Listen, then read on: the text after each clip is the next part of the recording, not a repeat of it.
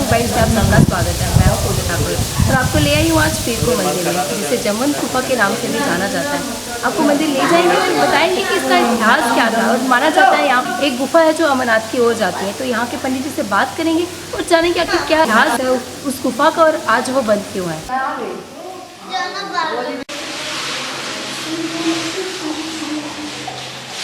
तो आइए आज आपको जमन गुफा के साक्षात दर्शन कराते हैं और यहाँ की मान्यता के बारे में, यहाँ की क्या विशेषताएं हैं उनके बारे में बताने की कोशिश करेंगे यहाँ के पंडित जी से। जिस तरह से आप देख सकते हैं यहाँ पे ये अमरनाथ के लिए गुफा जो है यहाँ से जाती थी, लेकिन कुछ कारणवश जो है यहाँ का जो द्वार है वो बंद कर दिया गया और उसके बदले में यहाँ पे जो अखंड ज्योति जो है वो यहाँ पर प्रज्वलित की गई है।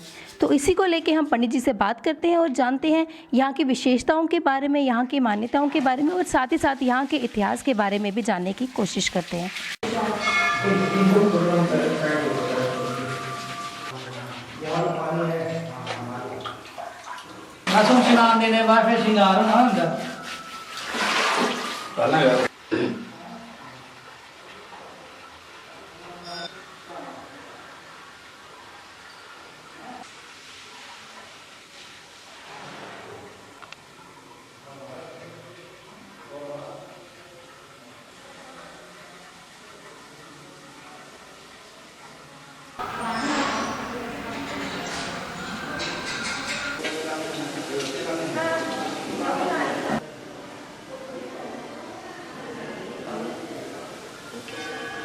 जिस तरह से हम आपको पीरको मंदिर में ले आए थे और पूरे मंदिर का दृश्य जो हमने आपको दिखाया, इसी के साथ हम आपको लेके आए हैं नौ देवी मंदिर। यहाँ पे नौ देवियों की मूर्ति है, प्रतिमा है और इसके साथ ही यहाँ पे आपको बता दें कि नवरात्रों में यहाँ पे विशेष पूजा का जो है आयोजन किया जाता है। हम आपको साक्षात यहाँ पे नौ देवी के जो यहाँ पे प्रतिमा है वो दिखाते हैं और यहाँ के पंडित से भी पूछते हैं कि कब से यहाँ पे पूजा जो है की जाती है। जैसे कि मैं नौ देवी मंदिर की बात कर रही थी और आपको यहाँ पे साक्षात जो प्रतिमा है मैं आपको यहाँ पे दिखाना चाहूंगी कि जिस तरह से नौ देवी के 9 दिन जो है पूजा की जाती है और यहाँ पे हर एक जो प्रतिमा है, हर एक प्रतिमा के अलग अलग दिन जो है, हर माँ दुर्गा के अलग अलग जो रूप है यहाँ पे मैं आपको दिखाना चाहूँगी। जिस तरह से पहली शैलपुत्री होती है और दूसरी ब्रह्मचारिणी माँ और तीसरी चंद्रघंटा और चौथी कोषमंडा, उसके साथ ही पंचमी च स्कंद माता, छठी कात्यायनी माता, सातवीं कालरात्रि च महागौरी देवी, उसके साथ ही नौमा माता का जो रूप है वो सिद्धात्री है। तो इसी रूप में जो है पूजन जो है माँ दुर्गा का किया जाता है। हर 9 देवी के रूप में जो है पूजा की जाती है और हमने आपको दिखाई 9 की 9 प्रतिमाएं दिखाई, किस तरह से हर एक नवरात्रि का जो पूजन है वो अलग अलग माँ दुर्गा के नाम से जो है किया जाता है। तो आप देख सकते हैं आज भी श्रद्धालु जन का जो है तांता यहाँ पे लगा हुआ है और हर दिन जो है यहाँ पे प्रार्थना के लिए आते हैं यहाँ पे और सुख शांति की जो है कामना यहाँ पे करते हैं।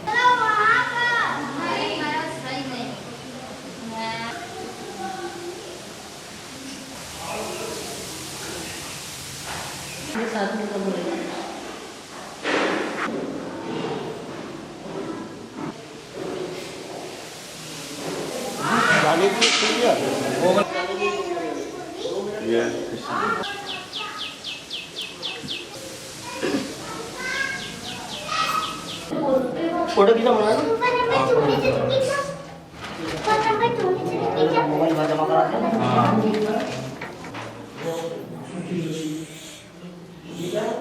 बोलो शंकर भगवान की।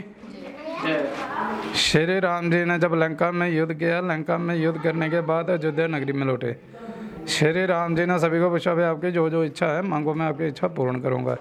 जिसकी जिसकी इच्छा थी सभी ने मांगी, सभी की इच्छा पूर्ण हो गई। जामवंत ने कहा मेरी युद्ध करने की इच्छा है। उन्होंने कहा किसके साथ? युद्ध हमारा समाप्त हो चुका है। हाँ कहा मैं आपका जैसा कोई ऐसा सा योद्धा होना चाहिए जो मेरे साथ युद्ध कर सके।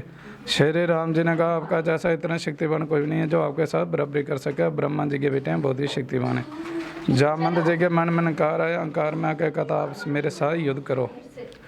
श्री राम जी ने कहा इस युग में आपकी इच्छा पूर्ण नहीं कर सकता, मैं कृष्ण भगवान जी के अवतार में आऊँगा, आपकी इच्छा पूर्ण करूँगा, आप शिव जी की तपस्या करो। जामवंत जी स्थान ढूंढते आ रहे थे, इसको जम्मू तवी कहते, तवी के किनारे शेर बकरी दोनों साथ इकट्ठे पाने भी रहे थे। जामवंत ने सोचा सभी से पवित्र स्थान मेरे के लिए यही है। जामवंत ने अपनी शक्ति से रास्ता बनाया इस जगह में आने के लिए।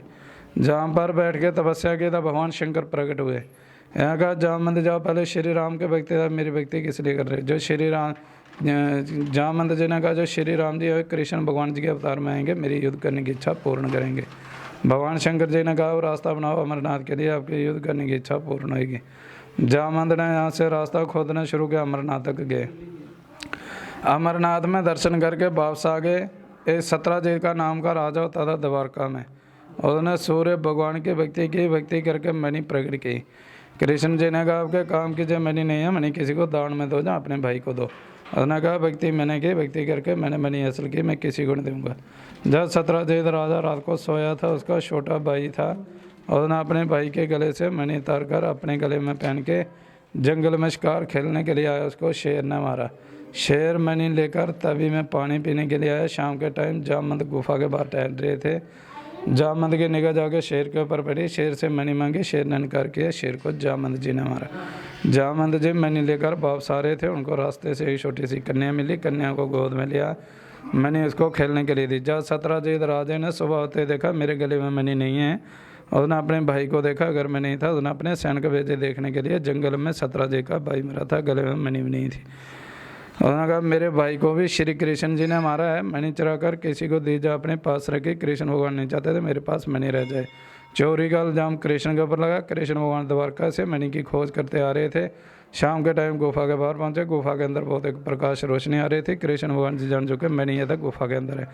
जैसे कृष्ण भगवान मणि लेने के लिए गुफा के अंदर आए, जामवंत की बेटी मणि के साथ खेल रही थी। उसने जब कृष्ण भगवान को देखा, जोर जोर से रोना शुरू हो गई। जामवंत अपनी व्यक्ति में बैठे, उनको अपनी बेटी की रोने की आवाज़ सुनाई दी। उन्होंने बोला ऐसी कौन सी चीज़ आ गई जो मेरी बेटी को खाने के लिए। उसने खड़े होकर कृष्ण भगवान के ऊपर वार किया। दोनों का युद्ध होते तक 27 दिन तक युद्ध हुआ। 27 दिन के बाद जामवंत जी ने हाथ जोड़ के कहा अपने असली रूप में मेरे को दर्शन दो, मेरे साथ इतनी देर कोई युद्ध नहीं कर सकता। कृष्ण भगवान स्वयं श्री राम के रूप में आए। अगर जो आपको मैंने त्रेता युग में युद्ध करने का वचन दिया, द्वापर में मैंने पूर्ण किया। जो आपके पास मणि है, मणि मेरे को दो। जामवंत जी ने कहा मैं ऐसे मणि आपको नहीं दूंगा, अभी मैं पूरी तरह युद्ध में हारा नहीं हूँ। जो मेरी बेटी है इसके साथ शादी करो, मणि आपको देश के रूप में दे देगी। फिर जामवंत जी ने भगवान शिव को साक्षी मानकर अपनी बेटी की शादी श्री कृष्ण भगवान के साथ करवाई। समर्थक मणि उनको दहेज के रूप में देगी। कृष्ण भगवान द्वारका गए, मणि जाकर सत्राजीत को दी। सत्राजीत की बेटी सत्याभामा, उनके साथ भी शादी की। जामवंत तो गुफा से अमर हो गए, किसी को नहीं दिखाई दिए। गुफा का रास्ता अमरनाथ के लिए जामवंत जी ने बनाया। जामवंत के बाद में 9 लोग और भी गए जो दर्शन करके वापस आ गए। 9 लोगों के बाद में 6 लोग और गए, वो अमरनाथ नहीं गए, वापस भी नहीं आए। जो हमारा जम्मू का राजा था उसको मालूम चला गुफा के अंदर और भी कोई जाने की ट्राई ना करे जाने के लिए, उसने 2 फुट आगे दीवार लगाई, उनकी शांति के लिए खंड जो जगाई। तब से लेकर अभी तक चलती आ रही है। जामवंत ने जहाँ तपस्या की, भगवान शंकर ने एक मुख्य रुद्राक्ष के रूप में जामवंत को दर्शन दिए। इसलिए इसको कहते हैं जामवंत शिव गुफा। जगन्नाथ पीर खो, पीर मने गुरु है, खो मने गुफा है। श्री राम के टाइम की गुफा है, कृष्ण के टाइम के शिव जी हैं। इस गुफा के अंदर मेन टेम्पल है जो भगवान शिव का है। बोलो शिव शंकर भगवान की जय। कुछ श्रद्धालु जन हमारे साथ जुड़े हैं, उनसे बातचीत करने की कोशिश करते हैं और जानते हैं कितना अच्छा लगा उनको यहाँ पे आके। सर आपका यंग बाइट्स में बहुत बहुत स्वागत है। धन्यवाद। सबसे पहले तो आप अपना नाम बताइए। मेरा नाम डॉक्टर आर्यन पांडे है।